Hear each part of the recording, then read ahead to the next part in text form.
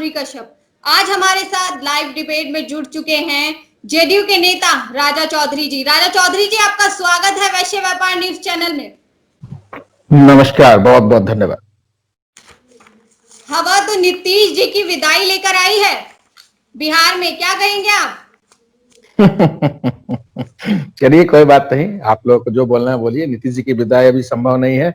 बिहार का विकास सिर्फ एनडीए के सरकार के द्वारा ही संभव है और नीतीश जी की विदाई अभी संभव नहीं है। नीतीश जी के चेहरे के बराबर और उनके कद के बराबर अभी कोई भी नेता बिहार में खड़ा नहीं होता। माननीय मुख्य प्रधानमंत्री जी नरेंद्र मोदी जी ने भी इस पर ठप्पा लगा दिया है और उनसे बड़ा नेता तो शायद अभी देश में कोई नहीं है। इसलिए मैं इसको विदाई नहीं मानता। वो आपको 10 तारीख को पता चल जाएगा। हम लोग भारी बहुमत से दोबारा फिर सरकार बना रहे हैं। जी, ये तो 10 तारीख की मतगणना के दौरान पता चलेगा कि बिहार में किसकी हवा है और किसके खाते में सत्ता गई है और किसके खाते में कुर्सी आई है। बिल्कुल बिल्कुल जी, बिल्कुल। हम आपसे जानना चाहेंगे, अभी हाल ही में कांग्रेस के सुरजेवाला जी ने एक ट्वीट किया है। उन्होंने कहा है कि जितने गाड़ियां और हेलीकॉप्टर आपने चुनाव में लगाए हैं, अगर उसका 1% यानी उसका आधा भी अगर आपने लॉकडाउन के दौरान मजदूरों को लाने के लिए लगाया जाता तो आज दर दर की ठोकरें खाकर वो सड़क पे उनकी मौत ना हो रही होती। देखिए, ये तो कुछ ना कुछ कहेंगे ही ना भाई। ऐसा कुछ नहीं है। बिहार की सरकार ने, केंद्र की सरकार ने मजदूरों को घर वापसी के लिए बहुत हेल्प किया, बहुत सहायता किया। मैंने अपने निजी स्तर पर भी काफी किया है। सोनू सूद जी ने काफी मदद किया, काफी लोगों ने मदद किया। लेकिन हादसाएं होती रहती हैं, थोड़ा बहुत हादसा भी हुई है। इतनी बड़ी जनसंख्या है, इतना बड़ा देश है, इतनी दूर से लोग आते हैं, इतनी यहाँ की आबादी बहुत ज्यादा, डेंसिटी बहुत हाई है बिहार की। ये थोड़ी बहुत हुई है, लेकिन ये सब तो कहने की बातें हैं। और 1% का मतलब उनको समझ में आता है? कितना हेलीकॉप्टर चल रहा है, कितना बसें चल रही हैं, और यहाँ बसें नहीं आई हैं। बसें नहीं आएंगी, ट्रेनें नहीं आई हैं, क्या नहीं आई है? मजदूर ट्रेन से आए हैं, बस से आए हैं। लेकिन कोरोना काल था, परेशानी थी, इतनी ज्यादा जनसंख्या है, सबका ध्यान रखते हुए लाना था। कुछ कठिनाइयां हुई हैं, इसमें कोई किंतु परंतु नहीं है। कठिनाइयां तो होती रहती है, लेकिन ये कहना कि सरकार ने कुछ नहीं किया, ये बिल्कुल गलत है। सरकार अपना पूरा का पूरा कार्य किया है, लेकिन कुछ कठिनाइयां होती हैं, होती रहती है, कोई खास बात नहीं। राजा चौधरी जी, अब आपसे हम जानना चाहेंगे कि तेजस्वी यादव कह रहे हैं कि नीतीश कुमार हमें गाली दे रहे हैं, तो उनकी आहट समझी जाए क्या? बिल्कुल 100% बौखलाइज। वो लोग नासमझ लोग हैं, वो अनमेच्योर लोग हैं। नहीं नहीं, नीतीश कुमार जी एक बहुत ही उच्च नेता हैं। वो कभी किसी को गाली वाली देते नहीं है। उनके भाषण को आप अच्छी तरह सुनेंगे, देखेंगे, एनालिसिस करेंगे तो वो बहुत पढ़े लिखे इंजीनियर हैं और उनका एक अलग गरिमा है। वो कभी किसी को गाली वाली नहीं देते। ये सब कहने की बातें हैं। और तेजस्वी क्या कर सकता है? एक अनवर गंवार आदमी, वो जो आदमी नौकरी देने की बात कर रहा है, खुद 9वीं फेल है, क्या वो करेगा? लोग किसी गिनती में नहीं 10 है। लाख नौकरी देने का वादा किया है उन्होंने युवाओं को। अब बताइए, जो खुद नौकरी के योग्य नहीं है, वो 10 लाख नौकरी होने की बात कर रहा है। अगर आप वो एक बात नौकरी के बताइए, योग्य नहीं है तो वो सीएम पद के योग्य कैसे हो सकते हैं? ये मतलब बात तो आप उनसे पूछिएगा। ये बात तो आप आरजेडी वालों से पूछिए ना, जिन्होंने उनको आप तो सीधा सीधा उस सीएम पे पद। हमला कर रहे हैं कि वो बिल्कुल नौकरी के 100%। काबिल नहीं और वो सीएम पद के लिए आगे बढ़ रहे हैं। बिल्कुल बिल्कुल 100%। भाई, जो आदमी एक 9वीं फेल को, आप बता दीजिए ना कौन सा सरकारी नौकरी मिलेगा? आप बताइए, कोई ऐसा सरकारी नौकरी है जो 9वीं फेल को मिल सकता हो? वो मुख्यमंत्री पद का दावेदार होता है सिर्फ इसलिए कि वो लालू प्रसाद जी का पुत्र है। मैं तो इसको नहीं मानता। ये जनतंत्र नहीं है, ये एक परिवार तंत्र है। और परिवार तंत्र भारतवर्ष में नहीं चलने वाला। आप कांग्रेस के हाल को देख रहे हैं, तो अब आने वाले समय में आरजेडी का वही हाल देखेंगे, एलजेपी का वही हाल होने जा रहा है। आप देख लीजिए, रामविलास पासवान जी चले गए, उसके बाद क्या हाल है चिराग पासवान जी का। ये लोग सब किसी बड़े कद के नेता के पुत्र हैं, परिवार है। परिवारवाद लेकर के कभी भी आप पॉलिटिक्स नहीं चल सकता। पॉलिटिक्स खुद चिराग पासवान की अगर बात करें तो चिराग पासवान तो बीजेपी के साथ हैं। उन्होंने बिल्कुल तो नहीं है। आपको सीधे सीधे उन्होंने नकार दिया है कि हम नीतीश कुमार के साथ काम नहीं करेंगे। अरे नीतीश भाई, कुमार जी ने उनको बिहार के नीतीश लिए कुमार कुछ जी ने नहीं किया नकार है। दिया। उनकी वजूद क्या है? वो एक अभिनेता है, वो नेता नहीं बन सकते।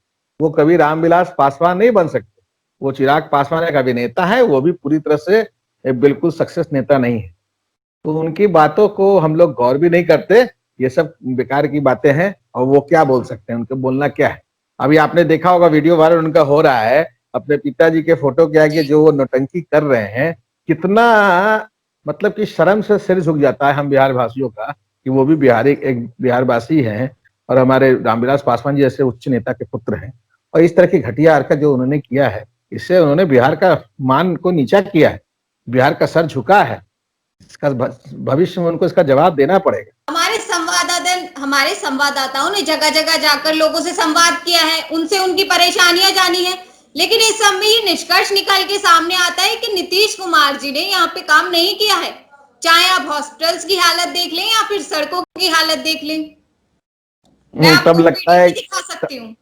बिल्कुल आप दिखाइए। लगता है, आप लगता है पिछले 15 साल और आज के 15 साल का एनालिसिस ढंग से नहीं किए। एक समय था जब हॉस्पिटल में लोग जाने के बारे में सोच नहीं सकते थे, और आज आप हॉस्पिटल की हालत जाके देखिएगा तो आप कहिएगा कि यही वही एक समय था जो पिछले 2005 के पहले के जो हॉस्पिटल थे और 2005 से 20 के बीच जो हॉस्पिटल हमारे बने हैं।